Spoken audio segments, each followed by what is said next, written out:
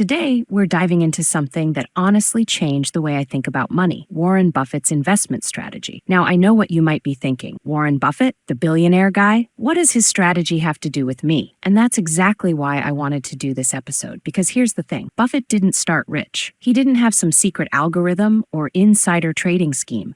He just followed a set of really simple principles that anyone can understand and use. So whether you've got $100 to invest or $100,000, the concepts we're talking about today apply to you. I'm going to break down exactly how Buffett thinks about investing, why it works, and most importantly, how you can apply these same ideas to your own money. No jargon, no complicated formulas, just straight talk about one of the most successful investment strategies ever created. Let's get into it. First, let me give you some quick context about who we're talking about. Warren Buffett is currently one of the richest people in the world, but what makes him different from a lot of other billionaires is how he made his money. He didn't invent a tech company. He didn't inherit it. He made it by investing. He started seriously investing when he was around 11 years old.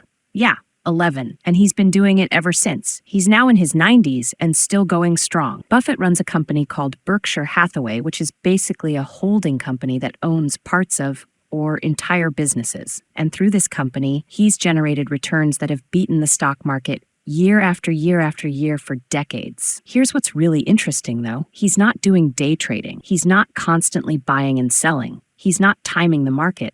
In fact, his strategy is almost boring in how simple it is, and that's exactly what makes it brilliant. So what is Buffett's strategy? It all comes down to something called value investing. Here's the core idea in the simplest terms possible. Buy good companies when they're on sale, then hold on to them for a long time. That's it. That's the foundation. But let me break down what that actually means, because good companies and on sale aren't as obvious as they sound.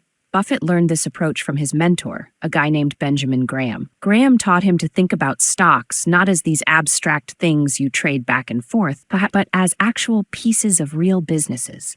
When you buy a stock, you're buying a tiny piece of a company. That company has real assets, real employees, real products, and real profits. Buffett never forgets this. So when he's looking at a stock, he's not looking at charts and patterns. He's asking himself, would I want to own this entire business? Is this a good business? And this is crucial, he only buys it if the price is significantly lower than what he thinks the business is actually worth. Think about it like buying a house. If you found a house worth $300,000 and someone was willing to sell it to you for $200,000, you'd jump on that, right? That's a great deal. You're buying something worth more than you're paying. That's exactly how Buffett thinks about stocks. He figures out what a company is truly worth, then waits until he can buy it for less than that. Sometimes a lot less. The gap between the real value and the price you pay, that's your margin of safety. That's your cushion. And Buffett loves a good cushion. Okay, so now the question becomes, how does he know if a company is good? What is he actually looking for? Let me walk you through his checklist. These are the things Buffett wants to see before he invests a single dollar. First, businesses he understands. Buffett famously avoided tech stocks for years. People thought he was crazy, especially during the dot-com boom, but he said something brilliant. Never invest in a business you cannot understand. He didn't understand how tech companies made money back then, so he didn't invest. Simple as that. And guess what? He avoided the dot-com crash because of it. This is huge for regular investors. You don't need to invest in complicated things. Stick with businesses you actually understand. If you can't explain how a company makes money to a 10-year-old, maybe skip it. Second, companies with a competitive advantage. Buffett calls this a moat, like a moat around a castle. It protects the business from competitors. This could be a strong brand like Coca-Cola. It could be a unique product that's hard to copy. It could be network effects, where the product gets better as more people use it. It could be low costs that competitors can't match. The point is, he wants businesses that have something special, something that keeps customers coming back and keeps competitors at bay. Third, strong management. Buffett pays close attention to who's running the company. He wants leaders who are honest, competent, and treating the company like it's their own money at stake. He looks for managers who communicate clearly with shareholders, who make rational decisions, and who aren't just trying to enrich themselves. Fourth, good financial health. This one's practical. He wants to see companies that are profitable, that generate cash, and that don't have crushing debt. He looks at return on equity. Basically, how good is this company at turning investment into profit? He wants to see consistent earnings growth over time, and he wants businesses that don't need constant cash injections just to survive. Fifth, reasonable price. This is where the on-sale part comes in. Even the best company in the world isn't a good investment if you overpay. Buffett uses various methods to figure out what a company is worth, then he only buys when the market price is below that. Sometimes he waits years for the right price. Patience is a huge part of his strategy. He's totally fine sitting on cash, doing nothing until the right opportunity comes along at the right price. Now let's talk about what he doesn't do, because this is just as important. He doesn't try to time the market. He's not trying to predict if stocks will go up or down next week or next month. He's said many times that he has no idea what the market will do in the short term, and he doesn't care. He doesn't follow trends. When everyone's going crazy over the hot new thing, Buffett's usually sitting it out. He missed the dot-com bubble, he missed the crypto craze, and he's perfectly fine with that. He doesn't diversify like crazy. Here's something that might surprise you. Buffett believes in concentrated investing, not putting all your eggs in one basket, but also not spreading yourself so thin that you can't keep track. He'd rather own pieces of 10 great companies than 100 mediocre ones. He doesn't panic sell. When the market crashes, and it will crash, Buffett doesn't dump his holding. In fact, he usually does the opposite. He sees crashes as sales. Everything's on discount. He doesn't use debt to invest. No margin trading, no leverage. He invests money he actually has. These don'ts are really about avoiding stupid mistakes. And in investing, not losing money is just as important as making money. He plays the long-term game. Here's maybe the most important part of Buffett's strategy: time horizon. Buffett's favorite holding period? Forever. He's not kidding about this. When he buys a company, he's planning to hold it indefinitely. Years, decades, forever. This is completely different from how most people think about investing. Most people are looking for quick wins. They buy a stock, hope it goes up 20%, then sell and look for the next one. Buffett thinks that's exhausting and inefficient. Here's why he prefers holding forever. First, taxes. Every time you sell a stock for profit, you pay capital gains tax. If you hold for a long time, you delay paying those taxes, which means more of your money stays invested and keeps growing. Second, compound interest.